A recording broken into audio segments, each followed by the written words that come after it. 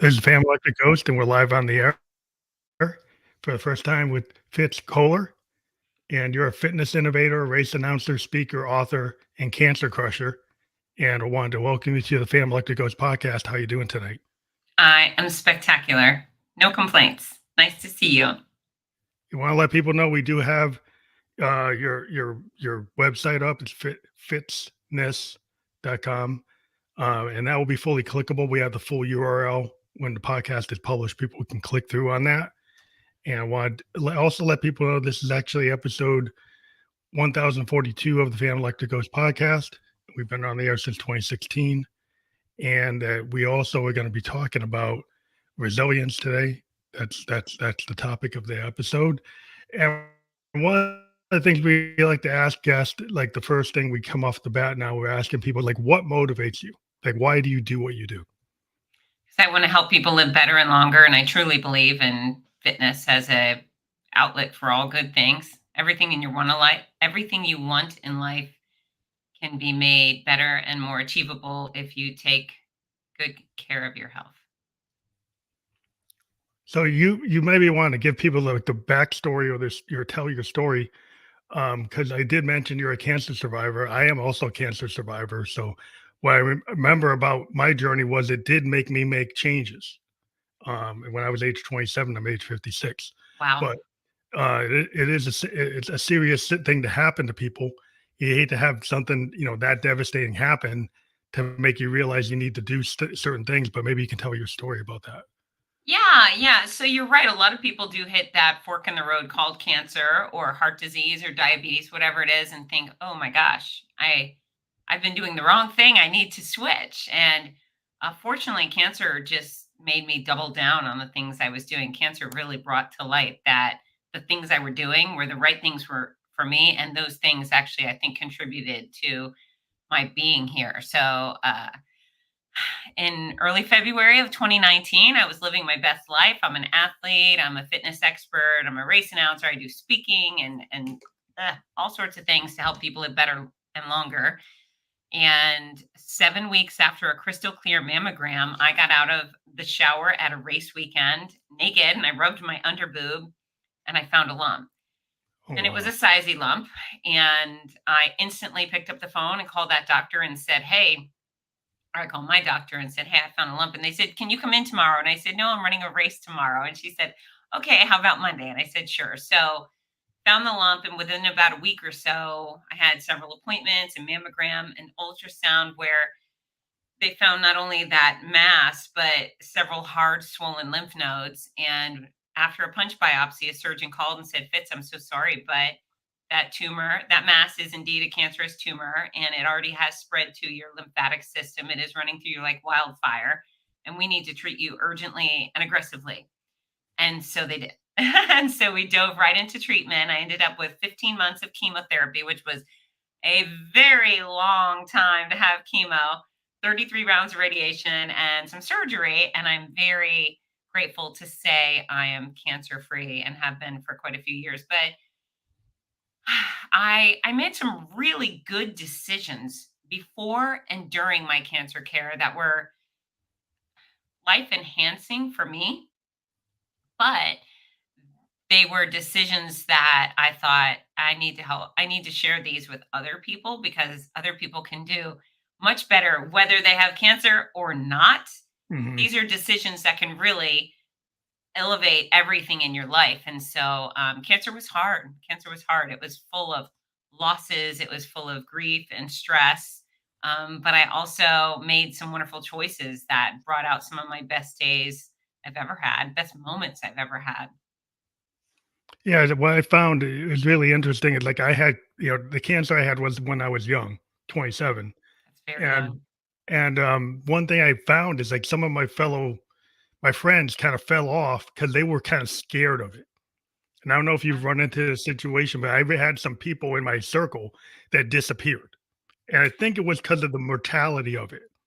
Because when you see somebody going through something like that, then you have to deal with like potentially like life threatening thing. And then you might not want to be in that space. And I found there were certain people that didn't want to be in that kind of space, that Yeah. have that kind of heaviness around. I don't know if you felt that had that kind of situation or not? Yeah, so I would say overwhelmingly the majority of people in my world, people not even in my world, came out of the woodwork to support me. So I was very fortunate. But I did have one of my childhood best friends completely ghost me. I mean, she was one of those people before I made it public that I had cancer and this is what was going on. I had a short list of family members and friends that I wanted to notify so they didn't hear through social media, right? And she was one of those people I called and I didn't catch her. She didn't answer. So I had to go through with my announcement. There was never a note, never a card, never a text. She lives far away, but I had hundreds or thousands of people that live far away that sent love and support. So yeah, I definitely got ghosted by one of my besties, which was really hurtful. But those are things that I can't control what other people do. So I love her. I send her my best. I wish her well. But yeah, cancer drove her off. And, what do you do about that? It happens to a lot of people. Yeah. Yeah, yeah, because it's not contagious, but I think it's the situation, and some people can't deal with situations like kinda heavy a heavy situation. It's a real and I think some folks, it's heavy in your life, and so it's heavy to the whole circle of people, and, you never know what individuals can handle. And it's kind of like the law of attraction. People fall off. If you start Yeah, changing in your life, you might not be who you were when you're 18 or 22 or whatever. And right. people want to remember you at that point, right? And if you change, they're not comfortable with who you are now. And Yeah, I I've think run into that kind of scenario. Yeah, I think I mean this person is very I mean she's the one that really sticks out to me. And I just think thank goodness I survived or I think she would have had some long-term guilt associated with her behavior. But I lived, she's got nothing Yeah. to feel bad about. So, my Yeah. my really my disease was mine. It wasn't anybody else's. So I like I said, I wish her well. I'm disappointed in that person, but overwhelmingly almost everybody else was super supportive and sweet. I couldn't have had it better that in that category. Well, what were the I guess the most surprising things about your treatment that kind of you you really kind of change your mindset or affected you that you didn't expect?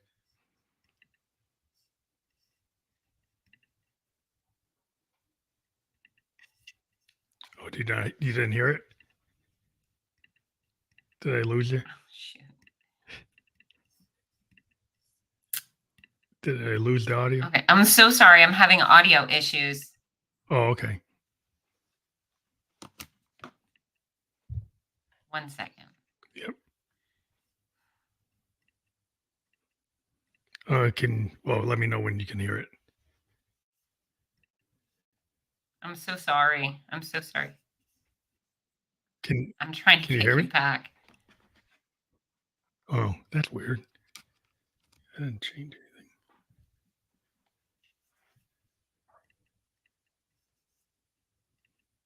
Hello? Hmm.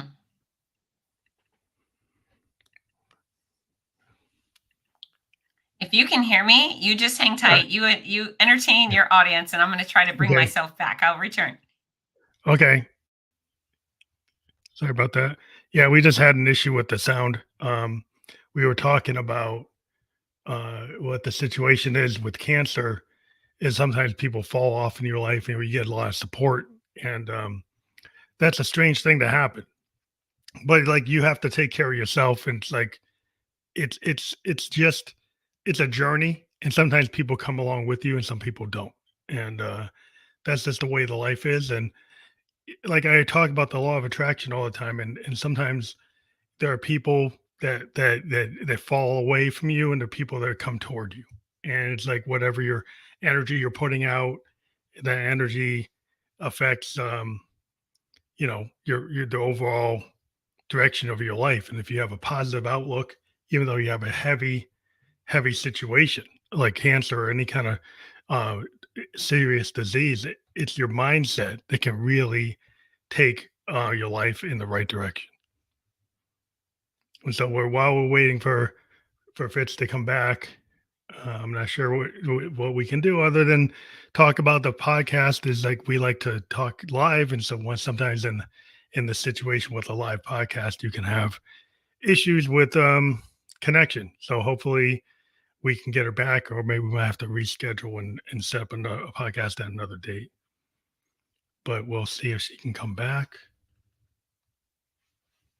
But one of the things, one of the key lessons I learned from cancer is just, the story I had in my life was I gave myself something to look forward to in terms of coming back, because I had a sarcoma, a level 3 sarcoma on my back. And at age 27, I was a mountain biker. And so I went and got a mountain bike frame while I was in the middle of my treatment. And every week I would take my disability payments from my work, because I was on short-term disability and long-term disability, and actually go and buy parts for this mountain bike as like, okay, when I get back from this cancer on my back, I'm going to go out to the trail with this brand new bike, and that's going to motivate me to get my fitness back, to get my life back. And at least that point, it's like I'm going to give myself something to look forward to, rather than thinking that, oh, it's all over. You give yourself a perspective that you can have something to look forward to, other than every day getting up is looking forward to. That's a basic thing, but something beyond that. So here we go. Let's see what we got here.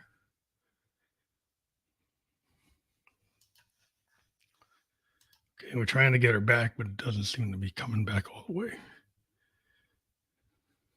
Oh, the mic's not connected yet. So let me see.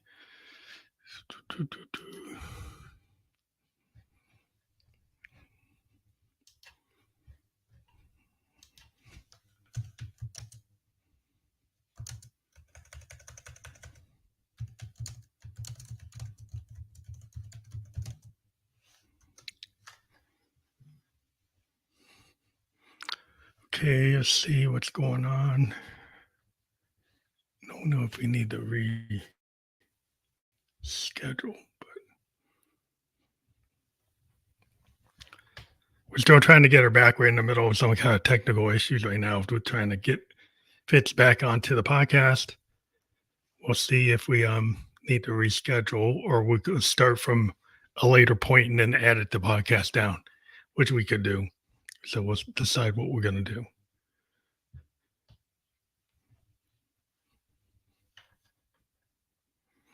We are having a snowstorm here, but I have a pretty good connection, so I'm not sure if it's a storm or what's going on. Oh, here we go. Get rid of this one.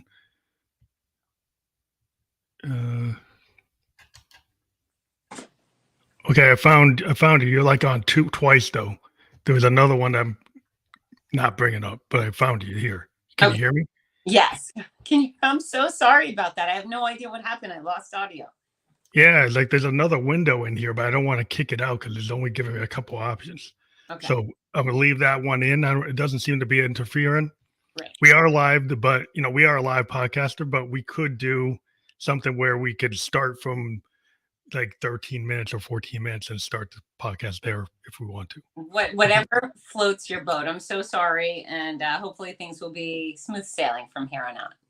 Yeah, I think we were just talking about like the most surprising thing about your cancer treatment, because we've been talking about like your kind of background story about what happened and what happened to you. But from this point, like, what was the most surprising thing about your cancer treatment? I would say all of the things that nobody talks about. So I was very bald, and I was very sick, and I was very tired. I had all of those symptoms that people discuss openly. But then all this weird stuff started happening, and I was surprised that nobody was mentioning it. So all of my fingernails ripped off. They ripped off. Every round of the main chemo I would have, a ridge would form on my fingernails. And then they just got so weak. If I went to pick something up and pinch it, and it touched whatever object, it would touch my fingernails, they just ripped right off. My toenails ripped off. My eyes changed colors.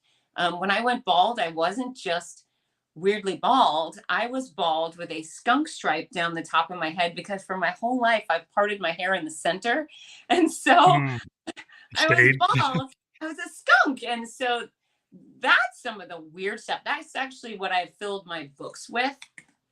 I've gotten Mm, the gory details, the juicy details that nobody discusses, because it was really frustrating to me when, again, when fingernails started ripping off, I had no idea why. yeah.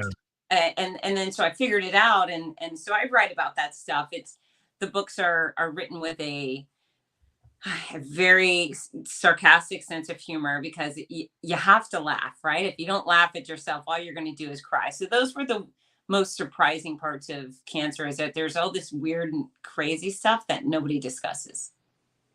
But since you were an athlete, I imagine you already had healthy lifestyle, you had probably a healthy diet, you're probably doing the right things from those perspectives.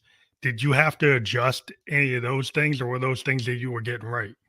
Yeah, I mean, I my healthy habits certainly carried me through in a way that I wouldn't have been able to do the things I did if I were not so committed to exercise and nutrition. I mean, I was so sick. My doctor told me at one point, he said, Fitz, if you were not so committed to exercise and nutrition, you would have been hospitalized for a month. I've given you the meanest concoction of drugs I give anybody.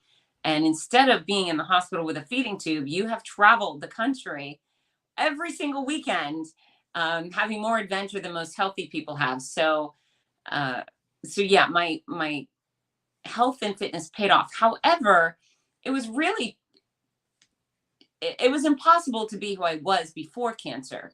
So I was a girl who Mhm, figured out, all right, I'm sick in bed for days at a time sometimes. What can I do in bed?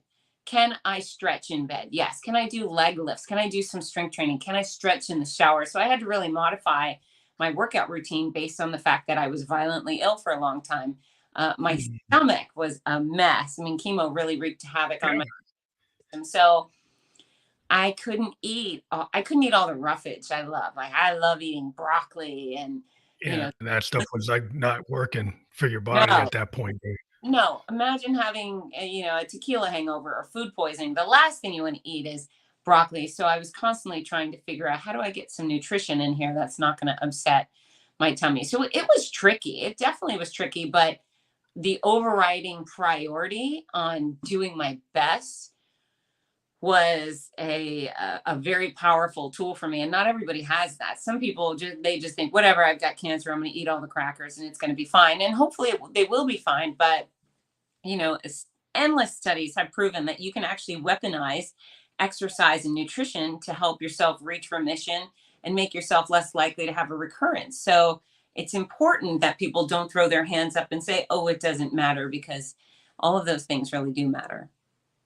Did you find that, like, I know when I was dealing with oncologists and radiologists, I mean, there was I didn't have a nutritionist, Yeah. and I had to kind of figure out, like, I have I'm eating, like, oatmeal.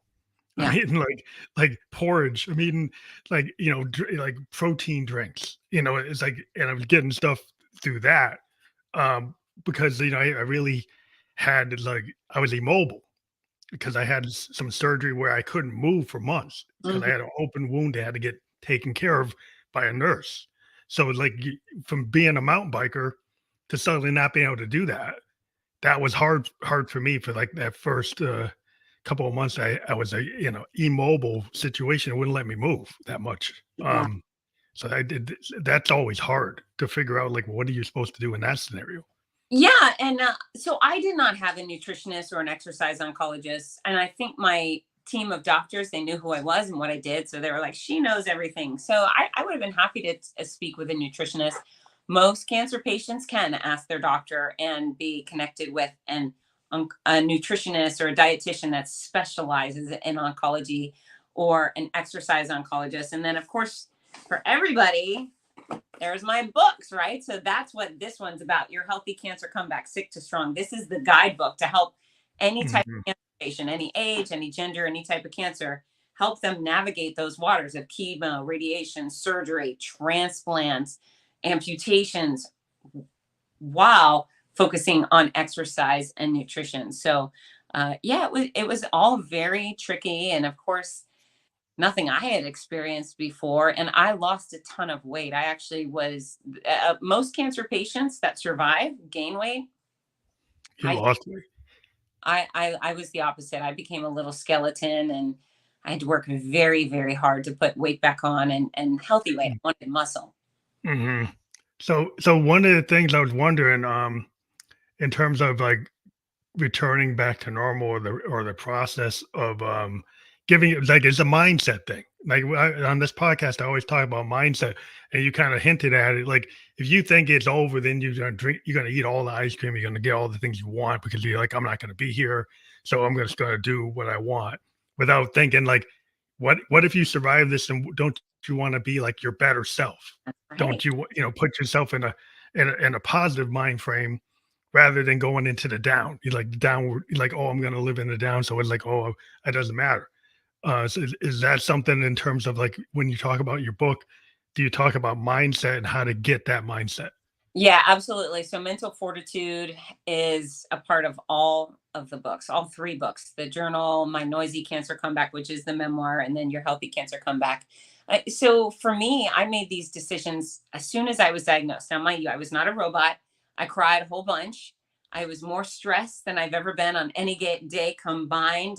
The stress that comes with cancer is just brutal. However, instead of getting into the pity party thing, which we see a lot of people choose pity parties. Oh, I fell down while running. Look at me. Look at my scab. Everybody feel pity for me. I just can't. That makes me recoil. So when I was diagnosed, instead of having the pity party, what I thought about was all the children at the pediatric oncology unit at UF Health down the road from me. And I thought, well, can you imagine what it would be like to be a baby with cancer, or a child? And I was so lucky to be a grown up with cancer. And I was so lucky it wasn't my kid with cancer. Right. So right there, perspective ruled the day. And I thought, okay, I'm a grown up with cancer. I can do this. I'm going to put on my big girl panties and I'm going to figure it out. I also chose to pursue my passions. Before they put one drop of chemo in me and I knew what was going to happen, I decided, come hell or high water, if my kids have a sport, a ceremony, a show, I'm going to be there. Cancer's not stealing my special times with my kids. And then I also decided that I wasn't letting it steal my career. I love what I do. I worship the organizations and the people that I serve. And I knew that, for example, if the big Sur International Marathon was taking place, which I announced, and I bailed and I just was staying home while that race was going on, that race weekend, I would do nothing but cry all weekend. I knew that pulling me from the things and the people that I love would do nothing but depress me. And, it's interesting. I started doing the math. I think I probably had to answer the question about a dozen times, where I'd fill out paperwork and they'd say, okay, do you have a DNR in place? I was constantly asked if I had a do not resuscitate in Wow. place. And I just kept thinking, where I mean, I was I was running races. How now am I the person who has to worry about whether they should resuscitate me or not? And Mm. so many losses along the way with cancer. And I really decided that I needed some wins. And by making those choices, of course, traveling like a 12-hour travel day with chemo sickness was miserable. It was really tough to get through. I'd get to where I was going. Quite often, I'd sleep on the hotel bathroom floor because that's the only place that will stop the world from spinning. But when my alarm went off at 4 or 5 a.m., I'd get on my race announcing clothes and I'd go over to my stage. And the second I stepped on those stages, absolutely every single thing that was wrong with me disappeared. I wasn't sick. I wasn't suffering. I wasn't tired. All I was fueled with happy energy and passion and love for these people and these events. And so I got to be full force Fitz Koehler again, as long as I had an athlete on the course. And so those passions for me, whether it was my kids or my career, they gave me wins. It was, every day when I was at home, it was always loss. You're losing your eyebrows, you're losing your lashes, you're lost your fingernails, your eyes change color, you're sick, sick, sick, you're losing weight. I was constantly losing things. And because I chose not to stay home and hide out, I had wins. And boy, did those wins mean so much to me. And those runners, they took such great care of me. And my job is to take care of them or the audience members when I do a keynote. My Hmm. job is to serve everybody else. But when I was sick, they showed up for me like it just was miraculous. Strangers showed up for me. I didn't wear a wig. So, and I also didn't wear a shirt that said cancer warrior or pink. Yeah. Never wore any stuff, but people saw me and they knew and they were kind, and those were wins. And I gathered all those, and they've really just accumulated into me surviving. Well, it's important to have that kind of perspective. That's a really powerful mindset because you just have to have that positivity, to know that like you had a goal. Like yeah, I think you can set goals. You can set things like getting up every day is a good thing. Yeah. If, being here is a good thing. Being able to make it through like your treatment and get to the next level, progress, get stronger, get your healing done. But then you had bigger things than that. You kept on working, which I don't think a lot. Not everybody does that. So I think that's very powerful. So, and you're right. And some people had to. It's funny. I talk about my job always like it's a hobby because I just love it so much. But I also need a living. I have 2 children, college and feeding them and all their activities. Kids are expensive. And so not working, oh, that would have been a real problem. That would have been a real problem. So I hate to say I had to work, but I chose to work, and I needed the income. And I know there's so many other people out there that are diagnosed and they don't have a choice. They might not love their job as much as I do, but they have to go pay their bills, and hopefully getting out of their house and getting into a space where there's hopefully positive people or productive tasks to be done can be really beneficial. And the other thing, Keith, is that people should, have hobbies, real, genuine hobbies. Do you love to play guitar? Do you love to sing? Do you love doing ceramics or knitting or being with your Mhm. animals? Whatever's going on in your life, on the good days, you should do those things. On the worst days, you should do those things. If your house burns down, go for a walk with your family, cry and get some exercise. That walking will help you vent some of those toxic feelings, and then go find a quiet place to crochet something. Right. So whatever your hobbies are, they're not only for the wonderful days, they're there to help you through the worst. And you can even enjoy your hobbies from a hospital room. There's many things you can do in a hospital bed, but then if you can't do those things, you can always get on your phone and watch TikTok and enjoy people doing the things you love to do. So passions should be a part of everybody's every day. Yeah, I think a lot of times, like, art therapy is a big thing for me. I'm a creative, so I'm a musician, so I have all kinds of tools, and some of them are portable, handheld composing Cool. tools. And so I was able to do that. I said, "Wow, I've got all this extra time to compose new material." So Yeah. I looked at it as kind of like people during the pandemic. It's like, oh, you can't get out. Well, if you have a home studio, you could paint, you could do photography, you could do art, you could do music, you could do theater. You could do one act plays on the net. So there's a lot of things that people can do Always. to occupy their mind and say there's like, it's just that if you have a perspective, oh, there's nothing to do. Yeah. Well, you already set it in your head that there's nothing to do. You could watch your favorite Hitchcock movie. You could go watch a bunch of film noir. You could go read a book. Read some books that you never got to. So I looked at it as like this time to really dive in instead of just thinking about the loss. You That's think right. about like the time is a benefit to reflect and create. Sure. Yeah, I mean, we all have choices every day. We have a million choices in front of us, and sometimes our choices suck, and then sometimes we make really good ones, and they better ourselves and better the people around us. So, yeah, it's control what you can. That's the moral of the story: is control what you can. Control your attitude, control your surroundings, control your activities for the moment, and make a bad situation better. But you were so like dedicated to your announcing job. So maybe you can talk about the most exciting thing about being a race announcer that you kept on doing it through cancer. So maybe you can talk about like what is it that you find exciting about doing it? Well, everything's exciting about it. I love doing what I do. So as a fitness professional, I've spent my career twisting people's arms, trying to get them, trying to convince them that exercise is a really good idea. And so sometimes people hear what I have to say and they go, "Yeah, I'm going to pursue that." And they do. And then sometimes people hear it and they ignore it, and then they get less and less healthy. But on race day, a race organization says, hey, Fitz Koehler, we've got about 20,000 people for you that think exercise is a great idea. And today they're going to go do it. And so my role as a race announcer from the start line and the finish line is to engage, inform, entertain, make people welcome them, make sure they know what they need to know, and make sure they have a real fun time, and make sure they feel congratulated and special. And what I love is, or well, I mean, there's a million parts I love, but my favorite is always the start line. So once I yell go, everybody who's participating in the race has to run by me. And music's playing, and usually before I yell go, I whip them into a frenzy. So there's some sort of frenetic energy. People are just going a little nuts, and they come by and they're waving, quite often waving at me and smiling or calling my name. And I'm saying nice things to them on the microphone, and they hit me in the face with their joy.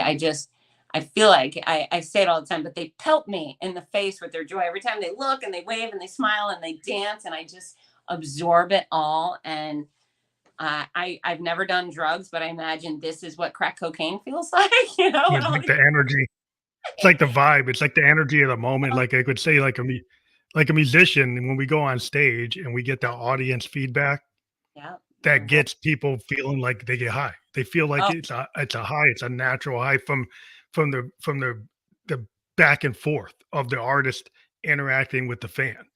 And yeah. so I think when you have that kind of relationship with people, that you feel the energy of the moment, that's a powerful thing, because all these people have, like, they're pushing out electricity. They got their heartbeat, they got the kind of vibe around them. And if you're in tune, you pick it up, Well, and you're in tune, you're picking it up. I am. I do. And it's, I would go from race announcing on Saturday. I remember being at the Philadelphia Marathon, and it was 30 something degrees and raining. And I think we had 20,000 people lined up for the marathon and half marathon. And it was so raucous. I thought we were going to knock down the monuments, not by pushing them, but just people were jumping, and it was rah, it was so great. And I was just in heaven. I was removed from my sickness, and I was just so happy. And then that was Sunday. And then Monday morning, I was back in Gainesville, Florida, getting chemo. And it was so bizarre to go from this One to the other. high to this incredible low, this weird, weird experience. Did And you I, find that hard to deal with, because you kept on involving yourself in things because you needed to for your spirit, but then you'd have to get into that kind of, away from that, back to the treatment would put you kind of in the room, where you then your thoughts can get like, well, I'm not around that energy now. I have my own thoughts, and I'm dealing with this situation.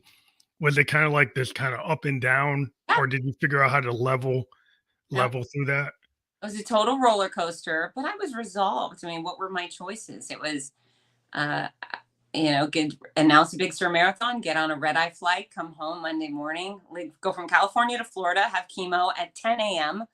Monday morning. And it was just one of those, how in the world did this happen? How do I go from that to this? So it wasn't lost on me. I was definitely baffled by the situation, but I was also so grateful that I had these huge highs, these wins amongst all the losses. So yeah, I knew at the time, this is weird. This is batshit crazy. This makes no sense, but here we go.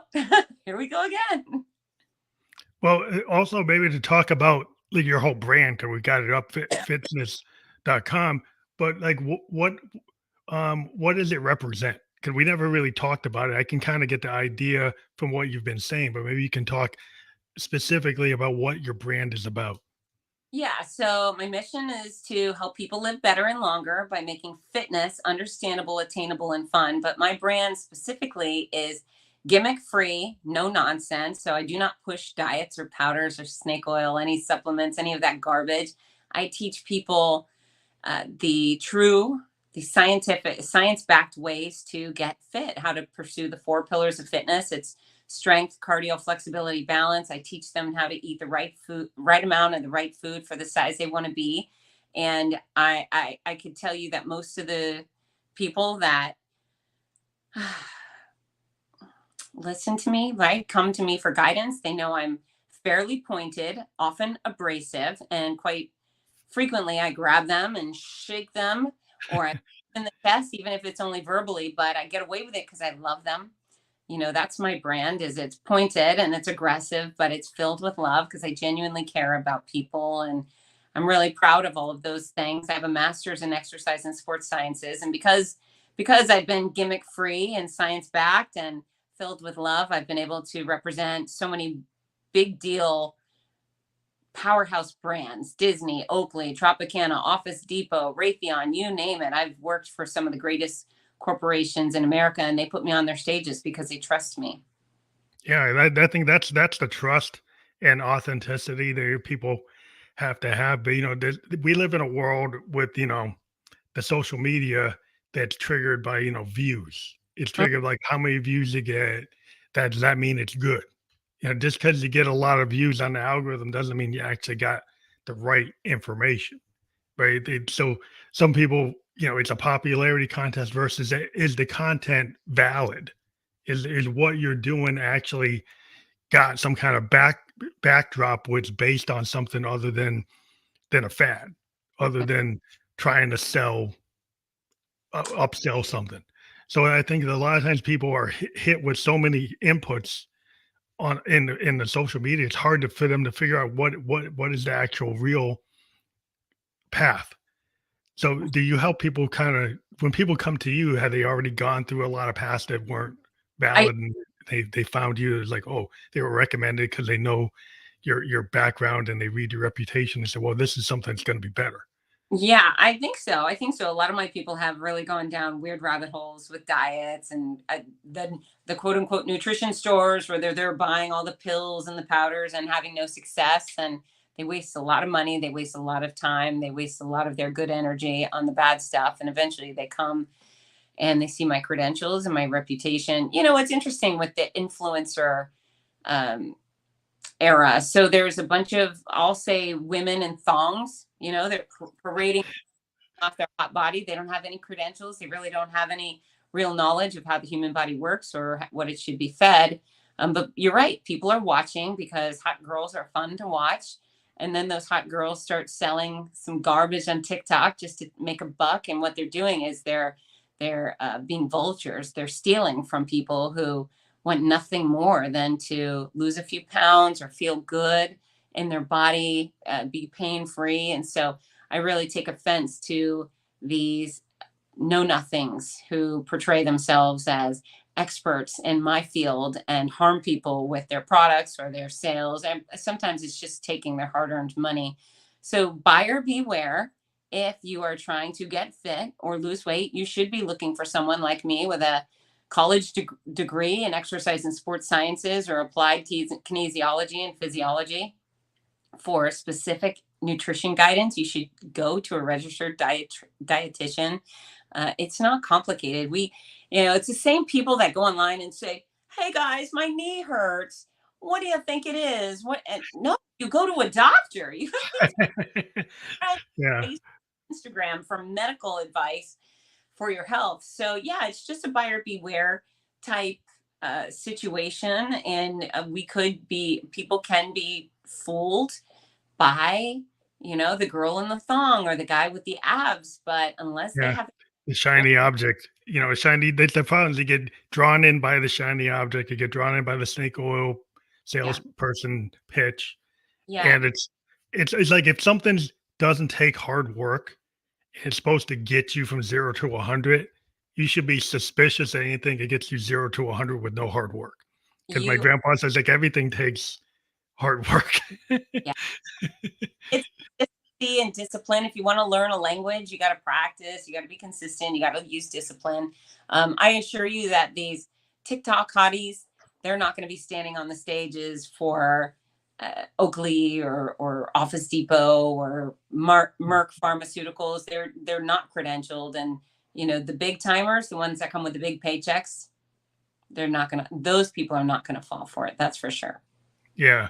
Well, I think it's important to people kind of weed through, what's out there and find the things that are authentic. I've always talked about, sometimes it's like vulnerability is part of like authenticity and being willing to like, not just give up. So like if you be honest about like I'm trying something and maybe I failed, you don't just give it up because you failed to hit the goal, right? And so many people they start and stop and give up because they have this unrealistic expectation that they're going to get to 0 to 100 very quick because everything's like instant gratification today.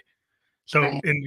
when you talk about your programs, do you try to let people know it's like okay that you're not going to you know get to 100 like the first day. Yeah, yeah, nobody does on anything ever. I compare it to learning a new language. Just because you show up to your first class in Russian doesn't mean you're going to speak Russian fluently the next day. It's probably going to take days, weeks, months, years for you to be really, really good at it. And, unlike learning a language, fitness will impact the quality and the length of your life. So if you're going to be committed to anything, it should be yourself. But how do you make it sustainable? Because some people will get into something and they do something that's so fad that there's no way that they're going to be able to keep up that process. Like if you are you really going to do that for the next 10 years, for the next 15 years, for the next 20? Like if you need to do something for your life that's consistent and repeatable and actually something that you could get done, you can't have like this mountain level kind of attainment. Like you have to do something that you could incrementally do, right? Right, right. So before I tell anybody how to do anything, I explain why it's necessary. Why are all four pillars of fitness important? Some people think they can go for a walk every day and that makes them fit, and it's not true. Some people think they can run a marathon once a week and that makes them fit. It's not true. You need to be proficient in strength, flexibility, balance, and cardiovascular capacity. Without one of those pillars, you don't even qualify as a fit person. But I don't tell people that they need to do the activity I think they should do. I tell zero people that they should run. I spend the great majority of my working time in the running industry. I adore it. I'm a part of it as a runner and a race announcer. I love the people. I love the events. However, you don't have to run if you want to exercise. Can you cycle? Can you dance? Can you do martial arts? There's a whole bunch of things you can Yeah. do. Yeah. My It's like it's so some people might not, not be a marathon or runner type of person, right? So maybe they're a cyclist, they're a skier, they're snow, there's we here in New Hampshire, people you need to what is it called? I forget it, but like you were snow walking or snowshoes. I like hiking with snowshoes, but nowadays we don't get enough snow, so I'm just doing normal hiking, but or snow biking. But I'm more of a cyclist, mountain biker. But I've always kind of geared to that because I just like bikes. So that's my mindset is like I like to ride mountain bikes well, and road well, bikes, and so that's my head. I mean, that's probably not everything that you could do, but there's a certain level of fitness you have to be to be on the bike. So Well, not necessarily. You can start out at a really low level and go really short distance at a really slow pace. And that's the secret for everybody. Is start where you are. Don't compare yourself to where you were in high school or in college or even 10 years ago. None of that's really. I talk to somebody and I say, "What are your goals?" And they'll say, "Well, in high school I was about I don't care. Doesn't matter. What are you doing? And where are you now?" And mm, we move the needle forward. You don't have to get 20% better tomorrow. You get 1% better tomorrow. I'm going to tell you that for your heart and lungs and for stamina, you need to do some sort of huffy puffy cardio exercise. You choose what that is. It doesn't matter. You've got a trillion choices. I'm going to tell you, you need to strength train all the muscles in your body. If you don't like dumbbells, fine. I don't care. Use bands, use a cable machine, use medicine balls, use free weight, use whatever you like. So my job isn't to tell people you have to do what I like to do. It's these four pillars of fitness are necessary. Here's some options. You pick and choose. And then perhaps, you're like me and you evolve. I spent my 20s competitively kickboxing. That's what I did. I competed as a kickboxer. I stood in a ring and I kicked people in the head. And then and I had kids and I stopped doing that. And then I started running races. And now I'm ballroom dancing. And there's a whole bunch of things that people can go from one thing to the next to the next. And none of that is wrong. If you want to spend your whole life in one sport, okay, fine, boring. Maybe mix it up a little bit. Yeah, it's always good to kind of be more, uh, you know, open to like expansive ideas in terms like if you're in a narrow lane, it tend to be, limited. And like you said, it's like if you're only doing one leg of something or one pillar, and you think that's a good enough. It's like there's so much focus on narrow focus today Yeah, because people say, well, you're good at that narrow thing, and then that's what you focus on, just that. But a lot of times it's always the gray areas that seem to collide, and you got to really look at the whole thing, like the heart, the mind, the body, the soul. yeah, Right. So if you don't pay attention to your heart and your mind and your spirit, then the mindset might prevent you from doing anything physical. sure.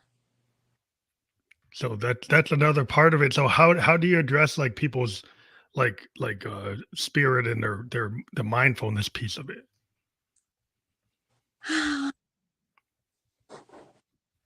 Give them the opportunity to do things they enjoy that make them feel better, that pain free.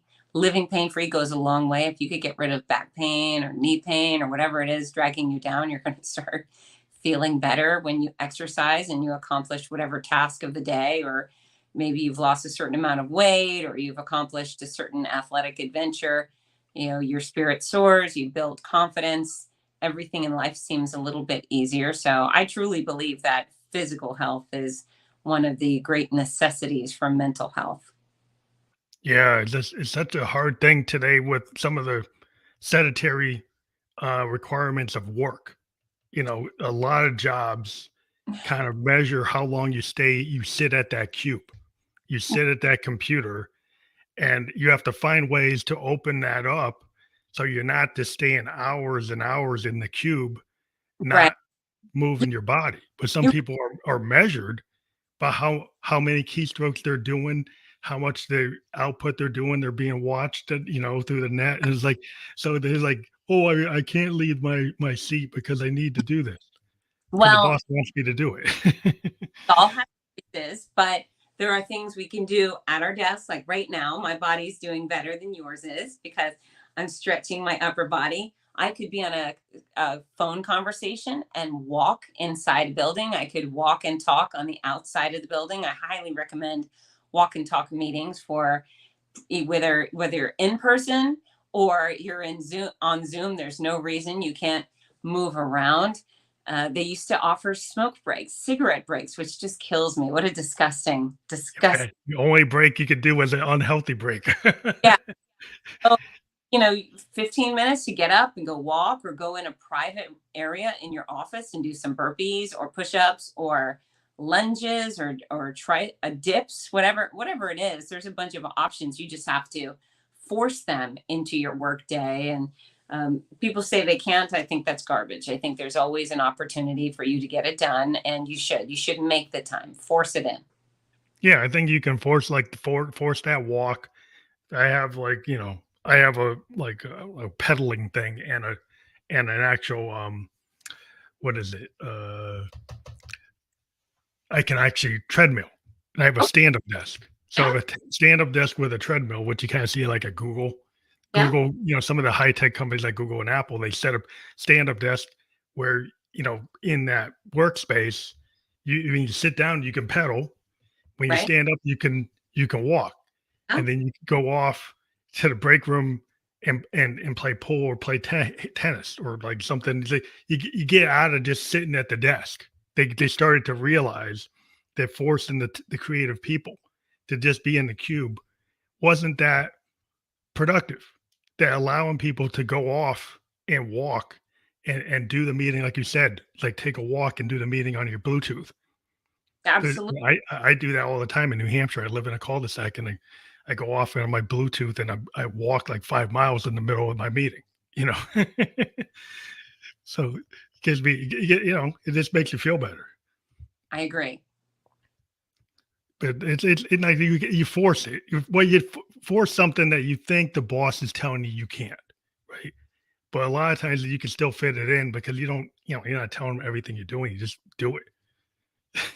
Yeah, I wouldn't accept a sedentary experience all day, every day as an acceptable profession. So I would make the choice for myself. I would get out and take that cigarette break to go walk or do other things.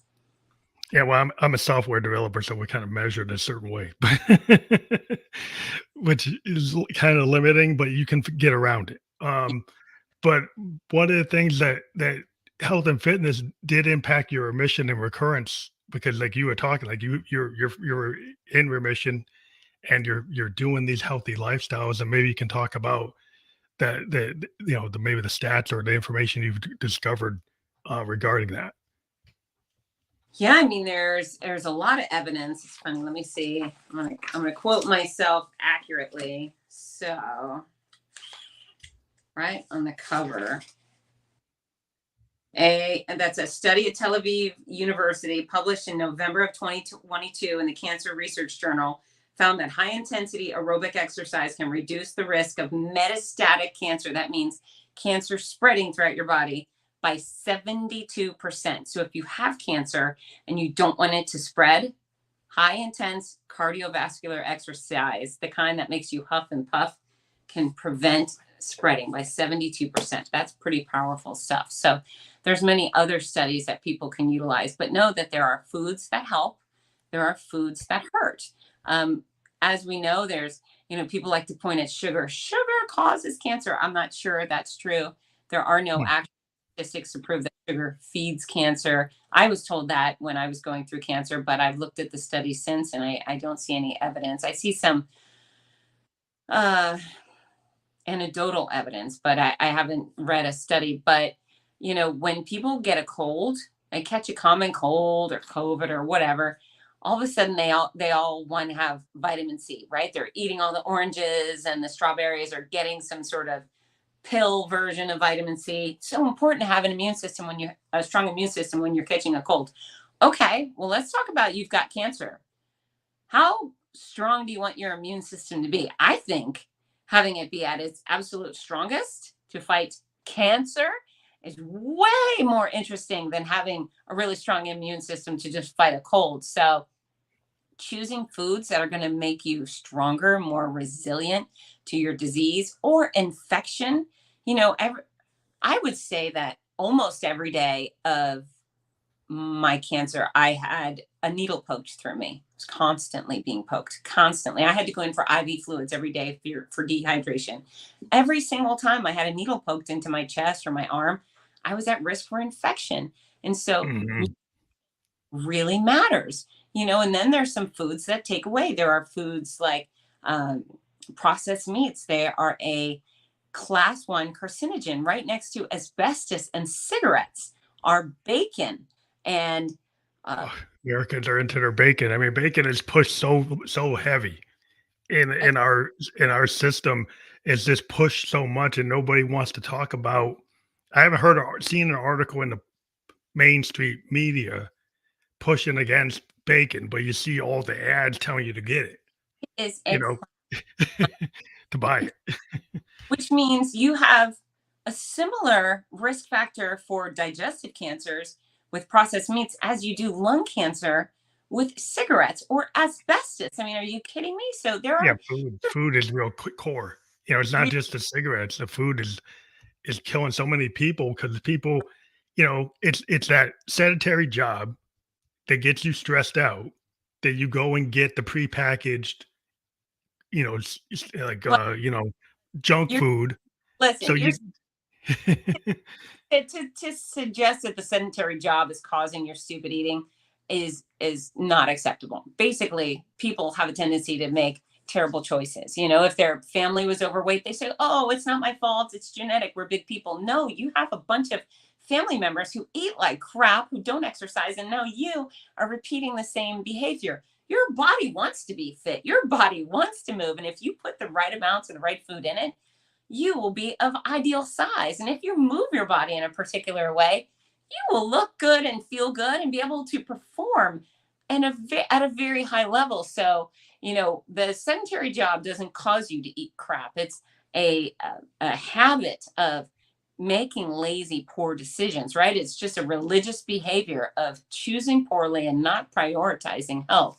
So yeah, you have to make those decisions. And again, you choose, we all know what foods are healthy, right? We learned it in kindergarten. It was fruits and vegetables and nuts and beans and lean dairy sources. And so, and on the bad side of thing are processed foods and fried foods, and red meats belong there. They increase your chances of digestive cancers. They're a class 2B carcinogen, according to the World Health Organization. Alcohol damages your DNA, makes you far more susceptible to cancer. So, we make choices. Cigarettes are bad. Smoking marijuana, equally bad for your lungs. And people like to just cover their ears and their eyes and la la la, marijuana is super cool. No, They moron. seem to think Lung, that it's like healthy, you, it ma you have lung they seem cancer, to yeah.